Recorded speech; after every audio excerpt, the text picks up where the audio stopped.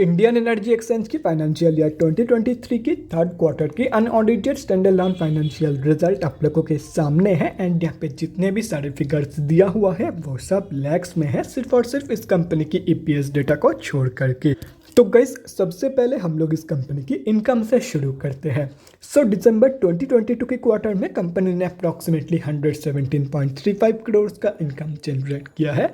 और अगर ये सितंबर 2022 की क्वार्टर एंड दिसंबर 2021 की क्वार्टर से कंपेयर किया जाए तो सितंबर 2022 की क्वार्टर में कंपनी ने अप्रॉक्सीमेटली 113.77 करोड़ का इनकम जनरेट किया था। एंड दिसंबर 2021 की क्वार्टर में अप्रॉक्सीमेटली 126.68 करोड़ का इनकम। तो दिसंबर 2022 की क्वार्टर में कंपनी ने क्वार्टर ऑन क्वार्टर बेसिस पे तो एक हेल्दी पॉजिटिव इनकम ग्रोथ दिखाई है, लेकिन unfortunately year on year basis की जो इनकम ग्रोथ है वो नेगेटिव में निकल के आ रही है। तो अभी अगर इस कंपनी की एक्सपेंसेस के बारे में डिस्कस करें तो दिसंबर 2022 के क्वार्टर में कंपनी ने अप्रॉक्सीमेटली 22.58 करोड़ का खर्चा किया है। सितंबर 2022 के क्वार्टर में कंपनी ने अप्रॉक्सीमेटली 21.35 करोड़ का खर्चा किया था। एंड दिसंबर 2021 के क्वार्टर में अप्रॉक्सीमेटली 20.68 करोड़ का खर्चा इस कंपनी ने किया था।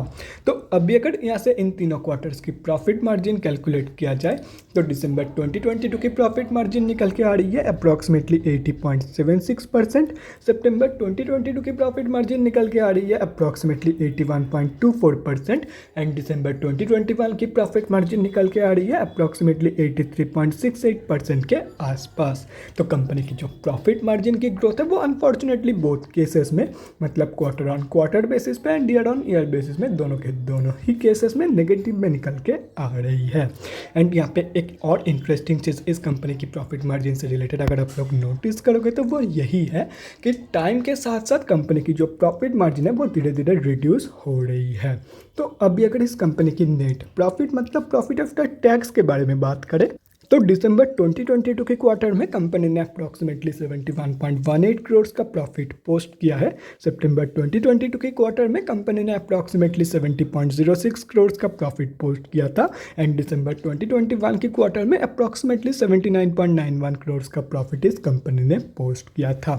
अब इस कंपनी की जो प्रॉफिट ग्रोथ है वो क्वार्टर ऑन क्वार्टर बेसिस पे तो बहुत ही बढ़िया निकल के आ रही है, लेकिन अनफॉर्चुनेटली कंपनी की इनकम ग्रोथ की तरह कंपनी की प्रॉफिट ग्रोथ भी नेगेटिव में जा चुकी है ईयर ऑन ईयर बेसिस पे।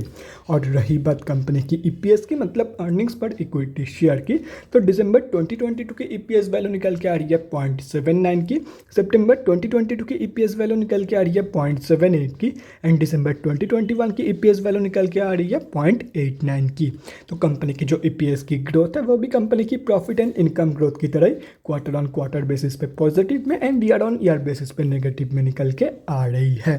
तो अभी अगर ओवरऑल देखा जाए तो दिसंबर 2022 के क्वार्टर में कंपनी ने 3 जगह पे पॉजिटिव ग्रोथ दिखाई है।